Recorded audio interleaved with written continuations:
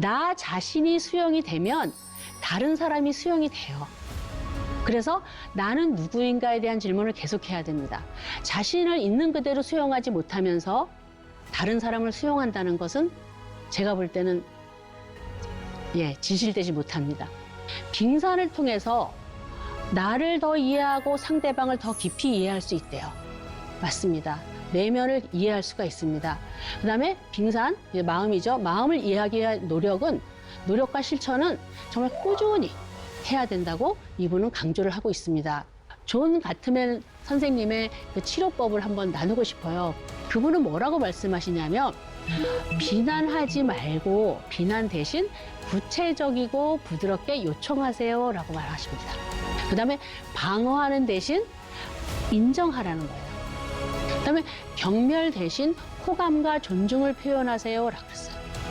그다음에 담쌓기 하지 말고 대화를 시도하세요.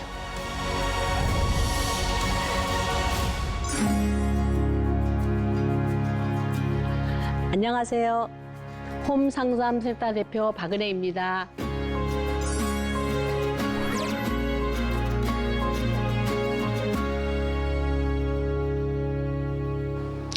네, 오늘은 마음 이해와 일치적 의사소통에 대한 것을 함께 나누고 싶습니다. 지난 시간에는 사람이 누구인가, 나는 누구인가에 대해서 했다면 오늘은 사람의 공통된 마음에 대한 이해를 좀 하고 싶어요. 서로가 다른 모습의 사람이지만 또 우리는 같은 공통된 마음이 있습니다. 그것이 어떤 것인지 한번 같이 나누고 싶습니다. 그러면서 이런 질문을 한번 하면 좋을 것 같아요. 어떻게 하면 내가 원하는 대로 인생을 자유롭게 살면서 다른 중요한 사람들과도 잘 지낼 수 있을까? 참 멋지지 않을까요?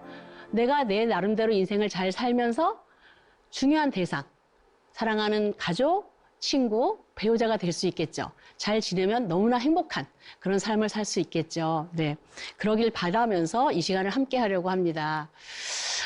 일단 제가 좀 질문을 많이 하는 사람인데요. 나는 누구인가에 대한 질문을 항상 할 수 있는 조금 여유를 가지면 저는 좋겠습니다. 그 다음에 나는 지금 무엇을 하고 있을까? 내가 지금 하는 것은 무엇인가? 그 다음에 나는 어디로 가고 있는가? 지금 방향성에 대한 질문을 하셔야 되고요. 그 다음에 나와 다른 사람을 내가 어떻게 이해할 수 있을까? 이런 질문들을 하면서 마음에 대한 이해를 하시면 참 좋겠습니다. 보통 나라는 사람을 생각하면서 갖게 되는 인간관이 있어요. 보통 인간관을 잘 생각 안 하실 수도 있는데 내가 갖고 있는 인간관이 무엇일까? 한번 이 시간에 생각하면 참 좋겠습니다. 저는 기독교인으로서 또 심리학과 상담학원을 공부하는 가정사역자로서 이 인간관에 대한 고민을 많이 하면서 나름대로 정립한 게 있습니다. 그래서 저의 인간관은 뭐냐면 모든 사람은 긍정적인 에너지를 갖고 있다는 것이에요. 생명력이 있는 거죠. 네, 상당히 파워풀합니다. 잘 쓰시면 너무 좋습니다. 그 다음에 나 자신이 수용이 되면 다른 사람이 수용이 돼요. 그래서 나는 누구인가에 대한 질문을 계속해야 됩니다. 자신을 있는 그대로 수용하지 못하면서 다른 사람을 수용한다는 것은 제가 볼 때는 진실되지 못합니다. 그 다음에 인간은 변화할 수 있고 성장할 수 있어요. 언제까지? 이 땅에 사는 날까지. 그리고 무엇보다 한 분 한 분 존재 가치가 너무 귀하다고 저는 느낍니다. 그분의 외적인 조건이 높아서 좋아서 귀한 것이 아니라 존재 자체가 인간은 누구나 귀하다. 이것이 제가 갖고 있는 인간관인데, 네. 여러분들은 어떤 인간관을 갖고 계시는지요? 네. 그 다음에 제가 그래서 오늘은 저한테 많은 영향을 줬던 한 가족치료사를 여러분과 함께 나누려고 해요. 버지니아 사티어라는 가족치료사는요, 미국 분이에요. 1916년에 태어나서 1988년에 이제 세상을 뜨신 분인데, 이분은 정말 제가 갖고 있는 그 인간관에 많은 영향을 주신 분이에요. 이분은 모든 사람은 성장 가능성이 있다라고 강조를 하세요. 여기서 모든 사람이라는 것은 정말 내면이 많이 아픈 사람조차도 회복하고 성장할 수 있다고 하셔서 이분의 버지니아 사티어의 모델은 성장 모델 또는 씨앗 모델이라고도 합니다. 이분이 마음에 대한 이해를 빙산에다가 이해를 하셨는데요. 우리 빙산 모양 다 알잖아요. 그래서 그분은 사람들은 드러난 부분보다 드러나지 않는 부분이 더 많다고 얘기를 하세요. 공감하시죠? 네. 그다음에 우리는 주로 드러난 부분만 가지고 상호작용을 한대요. 그래서 갈등들을 하는 거예요. 드러난 부분만 가지고. 그러면서 이분은 빙산을 통해서 나를 더 이해하고 상대방을 더 깊이 이해할 수 있대요. 맞습니다. 내면을 이해할 수가 있습니다. 그다음에 빙산, 마음이죠. 마음을 이해하기 위한 노력과 실천은 정말 꾸준히 해야 된다고 이분은 강조를 하고 있습니다. 여러분이 보고 계시는 빙산이 사티어 모델의 인간의 빙산인데요. 네, 많은 경우 드러나는 이제 어떤 부부 갈등이나 어떤 갈등의 문제가 있을 때 왜 당신은 나한테 소리를 질러요? 그 소리 지른 거에 화가 나서 감정이 상한데 그 사람이 소리 지를 수밖에 없는 내면이 있을 수 있다는 거죠. 그리고 우리는 자기가 살기 위해서 대처 방식을 이제 합니다. 때로는 싸우기도 하고 때로는 그냥 침묵하기도 하는데 그 대처 방식이 이꼬르 생존 방식인데 그거는 의사소통으로 표현이 돼요. 그건 조금 이따가 나눌게요. 이제 마음을 좀 한번 들여다보겠습니다. 우리 마음 안에는 정말 감정이라는 녀석이 엄청 많이 다양하게 있어요. 감정이. 좋은 감정이든 나쁜 감정이든. 항상 우리의 생활에 감정이 같이 합니다.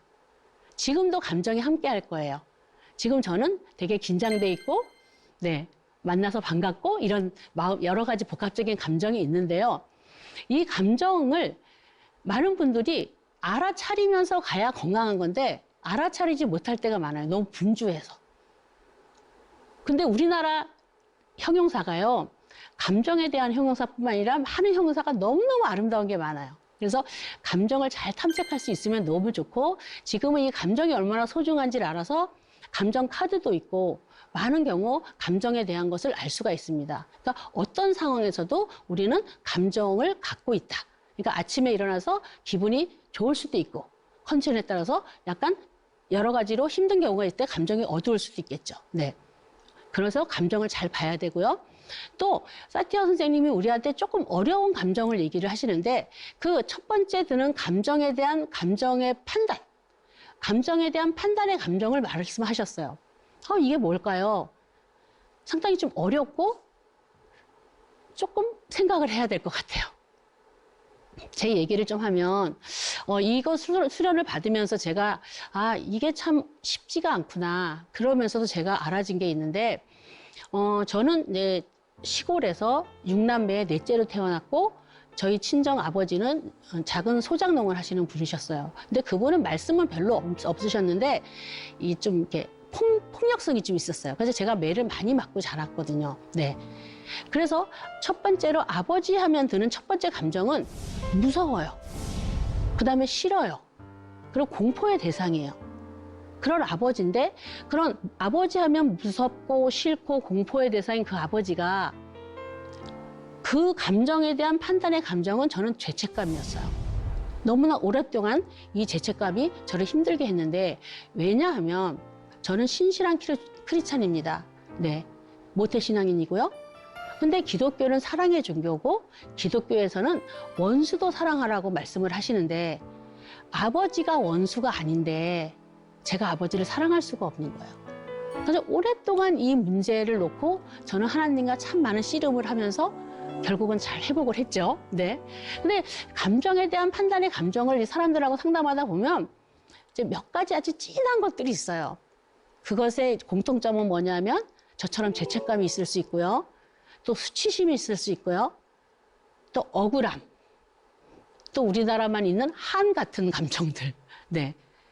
아주 진한 분노. 이런 아주 회복되지 않은 감정들이 있을 때 상당히 삶을 힘들게 하고 오늘을 사는데 어려움을 주죠. 이렇게 사람 안에 사람 마음속에 빙산처럼 감정의 덩어리가 엄청나게 크게 있다면 또 하나 있는 게 지각체계라고 사티어 선생님 얘기를 합니다. 그것은 뭐냐 하면 지각체계, 많은 분들이 이성이라는 얘기를 하지만 사티어 선생님은 지각체계로 그걸 얘기를 하셨는데 그거는 상황에 대한 판단이고 자기의 신념이고 주관적인 현실이고 가치관, 또 규칙 이런 것들이 있다는 거예요. 근데 사실은 이거는 감정보다 더 많아요. 우리 부부싸움이나 갈등을 할 때 아마 이 지각체계가 서로 달라서 갈등들을 엄청 많이 하실 거예요. 똑같은 상황인데 개념이 다르니까 행동이 다르게 나오겠죠? 최근에 어떤 부부한테 들었는데 자기네는 먹는 것 때문에 너무 힘들었대요. 왜냐하면 아내는 되게 소식가여가지고 요만큼 준대요, 뭐를 줘도. 근데 자기는 대식가라서 그거를 먹으면 양이 안 찬대요. 그래서 나를 좀 더 달라 그러면 뭐 그렇게 많이 먹냐고 이러면서 이렇게 먹는 거 가지고도 좀 갈등을 하는데 그거는 환경적인 어떤 생태적인 것도 있겠지만 그 가정의 문화일 수도 있고 또 어떤 물건을 놓을 때도 어떤 사람은 수건을 2장을 쓰고 어떤 사람 1장을 쓰고 뭐 이러면서 작은 것에서부터 일상의 작은 것에서부터 큰 것까지 자기의 가치관이나 주관적인 현실이 있어요. 그리고 많은 젊은이들이 아주 자기를 얘기할 때 나는 되게 객관적입니다 라고 얘기를 하지만 사실 그 객관적인 것도 주관성이 상당히 많이 있습니다. 그래서 이 지각체계가 왜곡이 되면 감정도 상당히 불편한 쪽으로 갈 수가 있어요. 그래서 감정이나 감정에 대한 감정 지각체계가 따로 분리되는 것이 아니라 다 연결돼서 상호작용을 하겠죠. 그다음에 또 기대라는 것이 있습니다. 우리 안에 기대가. 이 기대가요, 이제 부부로 보면 배우자, 그러니까 아내가 남편한테 거는 기대가 있고 남편이 아내한테 거는 기대가 있잖아요. 근데 결혼하신 분들 혹시 배우자의 기대가 채워질 때가 더 많으세요? 채워지지 않을 때가 더 많으세요? 네, 채워짐이 많다는 부부는 아마 다복한 부부일 거고 우리는 별로 서로 기대하지도 않아요. 어차피 안 해주니까 이런 분들은 좀 갈등이 있을 것 같아요. 네, 사실은 상대방한테 기대를 가질 때 그 기대가 채워지지 않을 확률이 많고요. 여기서 사티어 선생님은 어린 시절에 기대가 채워지지 않은 것들이 오늘날 상처가 될 수도 있다라고 얘기를 합니다. 근데 여기서 기대를 한 가지 더 얘기를 하세요. 뭐냐 하면 내가 나한테 거는 기대를 찾아보라는 거예요. 내가 나한테 거는 기대. 근데 뭐랑 연결이 되냐면 열망과 연결이 돼요. 열망. 정말 여러분한테 질문하고 싶어요. 정말 내가 가장 원하는 거 한 가지를 말하라면 무엇을 말하고 싶으세요? 사티어 선생님은 이 열망 앞에 보편성이라는 말을 하십니다. 그 보편적인 거는 누구나 원하는 거라는 거죠. 네. 그거는 가장 기본적인 사랑을 받고 싶고 사랑을 주고 싶고 인정을 받고 싶고 인정을 주고 싶고 자유하고 싶고 삶의 의미와 목적을 찾고 싶은. 근데 이 열망을 이루기 위해서 기대라는 것을 상대방한테 거는 것도 중요하지만 내가 나한테 거는 기대가 얼마나 중요하고 나를 살리는지 몰라요. 이런 것들이 잘 된다면 자기 고유에 대한 자기 셀프가 살아난다는 거예요. 본질이 살아난다는 거예요. 나다움을 찾을 수 있다는 거예요. 조금 어려운 개념일 수도 있는데 이제 이 빙산 활용을 간단하게 말하면 부부가 만약에 싸웠어요. 서로의 감정이 다르고 생각이 다르겠죠. 기대가 어긋났으니까 이게 갈등이 있겠죠. 근데 회복하는 과정에서 배우자가 바뀌어주면 너무 좋지만 그럴 확률은 적다는 걸 여러분은 삶을 통해서 너무나 잘 아실 거예요. 근데 열망을 통해서 내가 어떻게 바뀌느냐. 제 얘기를 잠깐 하면 몇 년 전이었던 것 같아요. 이제 저희 부부는 이제 하루 일상이 끝나면 저녁 때 저녁을 먹고 주로 산책을 하는데 그날은 지금은 뭐 때문에 싸웠는지 기억도 나지 않지만 정말 둘이 화가 많이 났어요. 저도 화가 많이 났고 남편도 화가 엄청 많이 났어요. 그래서 같이 산책을 나가려다 말고 저는 남편이랑 같이 나갈 수가 없고 같이 그 시간에 같이 있을 수가 없어서 혼자서 문을 쾅 닫고 이제 나왔습니다. 늦은 밤이었는데 그러면서 이 분노를 어떻게 해야 될지를 몰라요. 근데 사람이 아무리 좋든 나쁘든 이 분노나 좋은 거나 나쁜 거가 오래 가진 않는다는 거 여러분 아시죠? 저도 이 분노를 남편에 대한 실망감이나 화남을 어떻게 할지 몰라서 하늘을 쳐다보고 깜깜한 하늘을 보고 하나님 내가 이 사람하고 계속 살아야 됩니까? 왜 나한테 이런 시련을 주십니까? 하고 막 쏟아냈어요. 눈물도 나죠? 근데 한 1, 20분 그러다 나니까 이제 이게 식는 거예요. 열받은 게 식어요. 그러면서 제 마음에 좀 공간이 생기잖아요. 정신이 좀 들었어요. 그때 사티어 선생님의 이 빙산으로 저를 한번 봤어요.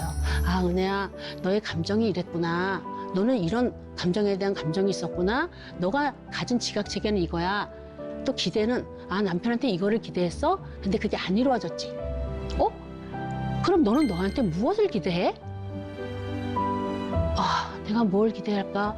내가 지금까지 오랫동안 공부하고, 제가 공부한 게 가정에 대한 거고 심리에 대한 거잖아요. 가정생활을 잘하고 싶고 남편과 행복하고 싶고 자녀들을 잘 양육하고 싶은 이 열망 때문에 제가 여기까지 왔는데 내가 이 일 때문에 남편하고 사이가 안 좋아지거나 깨져야 되나? 이런 생각들이 드니까 정신이 좀 드는 거예요. 그래서 제가 저한테 은혜야, 너는 할 수 있어. 너 마음을 좀 더 넓게 가져봐. 그러면서 제가 열망을 제 안에서 이제 회복을 했어요. 그러고 나니까 마음이 상당히 편해졌어요. 이런 작업들을 한 게 한 4, 50분? 1시간도 채 안 걸렸어요. 그러고 나서 이제 집에 들어갔죠. 가서 먼저 제가 사과를 하고 남편한테 용서를 구했습니다. 그랬더니 남편도 또 나도 미안하다고 사과를 합니다. 여기서 중요한 거는 사과를 먼저 누가 할까요? 이제 화해를 하려면 사과를 해야 되는데 저는 성숙한 사람이 먼저 사과를 한다고 봅니다. 때로는 그게 남편이 될 수도 있고 때로는 아내가 될 수도 있겠죠. 네, 서로 가진 탤런트가 다르니까. 이렇게 사티어 선생님은 누구라도 회복할 수 있다. 이거는 성장 모델이고 씨앗 모델이라고 얘기하면서 사람의 마음을 이렇게 빙산으로 얘기를 했는데 여러분들이 잘 이해하셨으면 참 좋겠습니다.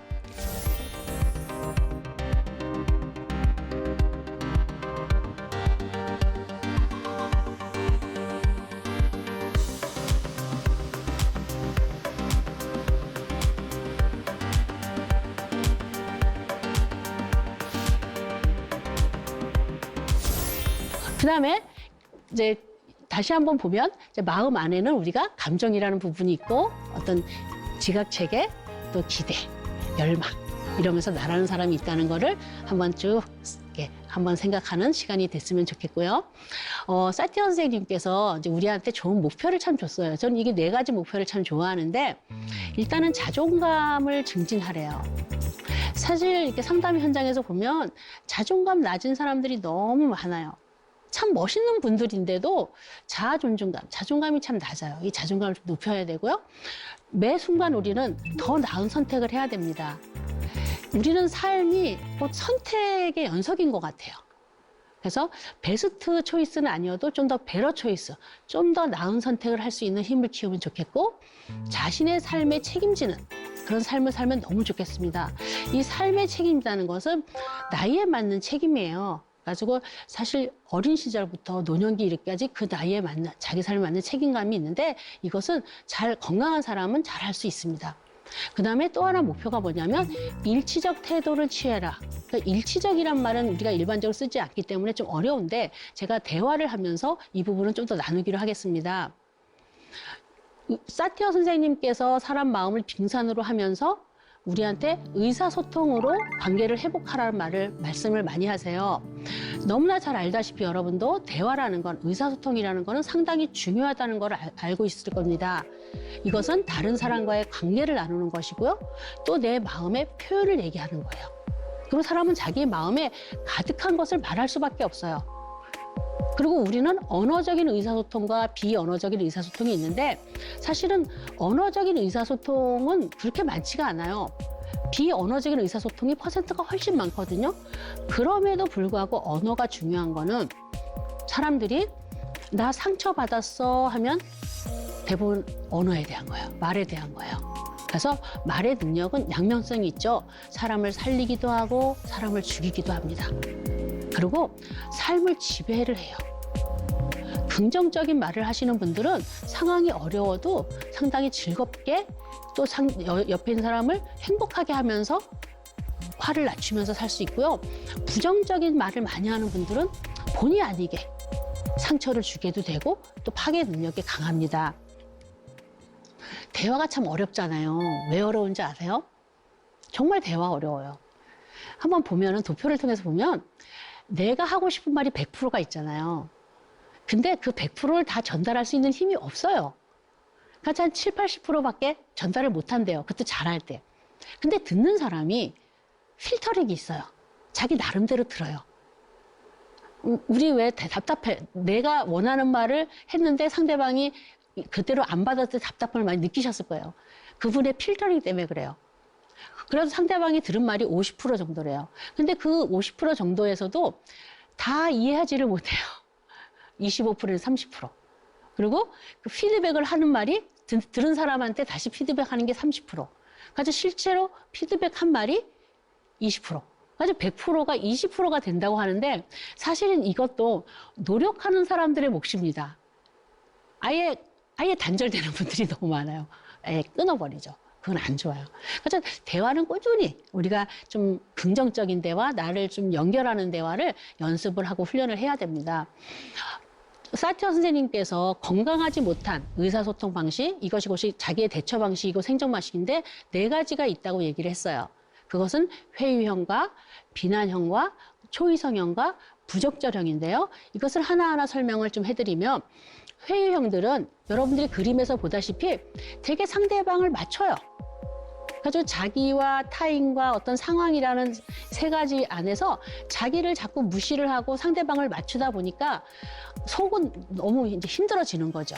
겉은 맞추는데. 이런 분들이 회유형이고요. 비난형들은 좀 회유형의 반대형인데 자기를 너무 주장하다 보니까 상대방을 무시하게 되는 본의 아니게 이런 분들이 있어요. 근데 이런 분들도 자기를 주장한다고 해서 마음이 편하지만은 않다고요. 네. 좀 미안함도 있을 겁니다. 네. 그 다음에 초이성형이 있어요. 이게 딱 팔짱을 낀 이 초이성형들은 사람에 대한 감정을 잘 모르면서 상황, 논리적인 거는 되게 명석하신 분들이 있어요. 이런 분들도 있는데 이것도 건강한 건 아니랍니다. 그 다음에 산만형 또는 부적절형이 있는데요. 이분들은 자기나 타인 상황에 대한 이해를 많이 못하시고 상당히 중요한 직면할 자리에 직면을 못하고 자기 나름대로 좀 약간 혼란스러운 그런 분들이죠. 네. 근데 이런 분들이 그 자기가 회유형이든 비난형이든 초이성형이든 부적절한 산만형이든 그 나름대로 자원이 있어요. 회유형들은 타인을 배려하는 거는 되게 좋아요. 여기서 조금 추가해야 될 게 뭐냐면 자기 자신을 돌보고 자기를 표현하는 거죠. 반대의 비난형들은 자기를 주장하는 건 상당히 좋은 거죠. 근데 타인도 배려하는 연습을 좀 해야 됩니다. 그다음에 초이성형들의 긍정성은 뭐냐면 합리적인 것은 상당히 좋은데 자신과 타인을 좀 감정을 배려하는 연습을 좀 더 해야 됩니다. 그다음에 부적절형, 산만형은 되게 유머스럽고 창의성이 있지만 현실을 인식할 수 있는 능력 훈련을 좀 더 해야 됩니다. 그래서 의사소통의 방식은 사티어 선생님이 일치형으로 하라 그래요. 일치형. 근데 그러면서 일치적 관계가 여기서 나오는데 일치형이라는 게 뭐냐면 일단 우리가 대화를 할 때 의사소통할 때 내가 있잖아요. 그리고 상대방이 있어요. 그다음 우리 상황 속에 있습니다. 이럴 때 나도 만족하고 상대방도 만족하고 상황까지도 만족할 수 있는 그런 의사소통을 하래요. 이거 생각보다 어렵죠. 그렇지만 계속 훈련을 하고 연습을 하면 할 수가 있습니다. 네. 그러면 어떻게 요것을 좀 더 구체적으로 한번 좀 나눠볼 텐데요. 마음을 나누는 일치적 의사소통의 원칙들이 많이 의사소통에 대한 연구도 참 많이 되어 있어요. 근데 여기서 제가 존 가트맨 선생님의 그 치료법을 한번 나누고 싶어요. 그분도 부부에 많은 연구를 하면서 4가지를 얘기했잖아요. 이혼하는 부부들의 90% 이상이 비난, 방어, 경멸, 담쌓기를 한다. 그러면서 그렇게 안 했으면 좋겠다라고 얘기를 하시는데 그분은 뭐라고 말씀하시냐면 비난하지 말고 비난 대신 구체적이고 부드럽게 요청하세요라고 말하십니다. 이제 한번 해보세요. 소리 지르는 걸 낮추고 부드럽고 구체적으로. 그다음에 방어하는 대신 인정하라는 거예요. 뭔가 실수했으면 미안해 그러면서 진솔하게 잘못됐으면 사과도 하고. 네. 그다음에 경멸 대신 호감과 존중을 표현하세요라고 그랬어요. 경멸하는 건 상당히 안 좋죠. 네. 근데 내 사랑하는 자녀나 배우자한테 호감과 존중을 정말 노력하면서 표현하는 건 상당히 중요합니다. 그다음에 담쌓기 하지 말고 대화를 시도하세요. 담쌓게 하고 사는 분들이 너무 많은데 누구라도 먼저, 성숙한 사람이 먼저 좀 약간 시도를 해야 됩니다.